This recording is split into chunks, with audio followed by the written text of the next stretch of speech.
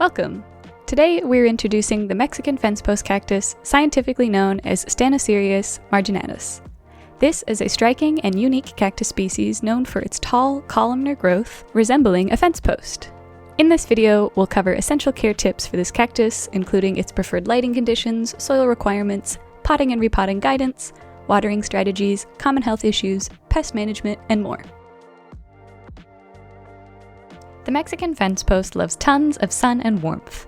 They can tolerate full sun exposure, but should be gradually acclimated to it if they've been in lower light conditions. You can use a shade cloth to gradually introduce more full sun over a 2-week period. If you notice the cactus becoming elongated and stretching towards the light, it may not be receiving enough light. It will start to look like a soda bottle in shape, with a narrow tip and fast light green growth. If you observe signs of sunburn, reduce the light. Mexican fence posts prefer well-draining soil. Use a cactus soil mix combined with perlite or pumice to ensure proper drainage. This helps prevent rot and promotes healthy growth. When it's time to repot your Mexican fence post cactus, select a container with drainage holes and use well-draining soil. We recommend gloves to handle the spines as you take your cactus and break up its roots.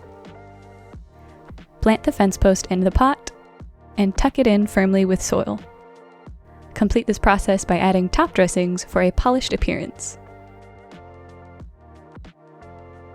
To determine when your Mexican fence post cactus needs watering, ensure that the soil is completely dry. If you notice wrinkles or shrinkage in the cactus's flesh, it's a sign that it requires water. When watering, thoroughly saturate the soil with multiple rounds of water, allowing excess water to drain from the pot. Remember, it's better to underwater than overwater cacti.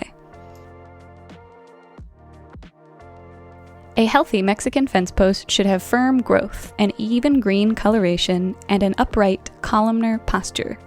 Shriveling and shrinking of the cactus typically indicates dehydration, while mushy, translucent flesh and sudden loss of branches may result from overwatering. Other common issues include frost damage and fungal issues.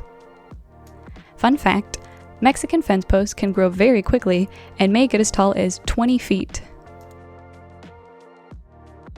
These cacti are more prone to scale. Combat these pests with 70% isopropyl alcohol or neem oil gently applied to the affected areas. Mexican fence posts are generally safe for pets and humans. Just mind the small spines and you should be alright.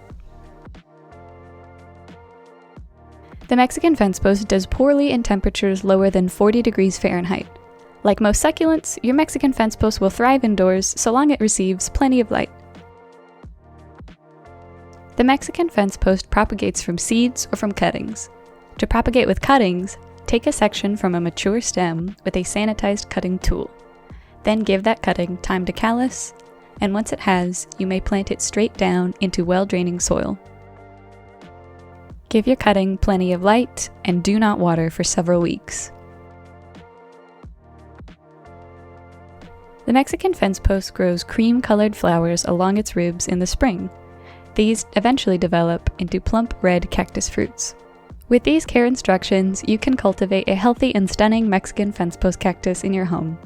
Take your time, observe your cactus's needs, and enjoy the beauty of this low-maintenance plant. Thanks for watching, let us know if you have any questions, and please like and subscribe for more plant care tips.